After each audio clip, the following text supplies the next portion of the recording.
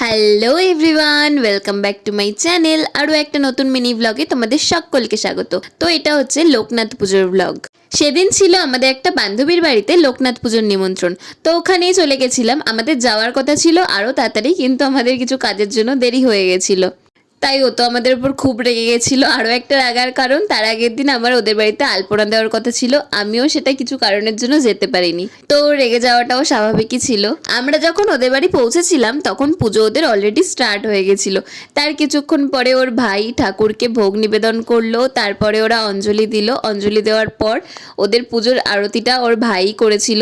তো তারপরে পুজো টুজো কমপ্লিট হয়ে যাওয়ার পর আমরা পুজোর প্রসাদ খেয়ে খাওয়া দাওয়া করে একটু রেস্ট নিচ্ছিলাম বলতে ভুল কথা, আমরা সবাই মিলে গল্প করছিলাম।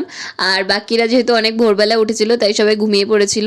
আর বিকেলবেলা শুভ্রা একটা কাজের জন্য একটু বেরিয়েছিল, তাই আমরা ঘরে বসে বোর হয়ে যাচ্ছিলাম। তাই আমরা ওর বাড়ির সামনে একটু হাঁটাহাঁটি করছিলাম। আর তারপরে ওদের বাড়িতে গিয়ে ছাদের মধ্যেই বাচ্চাগুলোর সাথে একটু খেলছিলাম। আর এখানে ওরা কি গসিপ করছিল আমি সত্যিই জানি না। তারপরে সন্ধ্যাবেলা ও এখানে ড্রেস চেঞ্জ করছিল, আর ওকে নাকি পুরো জামাই জামাই লাগছিল, মনে হচ্ছিল জামাই ষষ্ঠী খেতে যাবে, তাই জন্য এত হাসাহাসি করছিল। আর যেই আমি ক্যামেরাটা অন করলাম তখন ক্যামেরা দেখে হাসি কন্ট্রোল করার চেষ্টা করছিল। আর জামাই ষষ্ঠীর জন্য রেডি হওয়ার পরে নিচে গেছিল কিছু ফটোশ্যুট করার জন্য, কারণ ওই আমাদের একমাত্র মডেল যে ফটো তোলার জন্য সারাক্ষণ পাগল হয়ে যায়।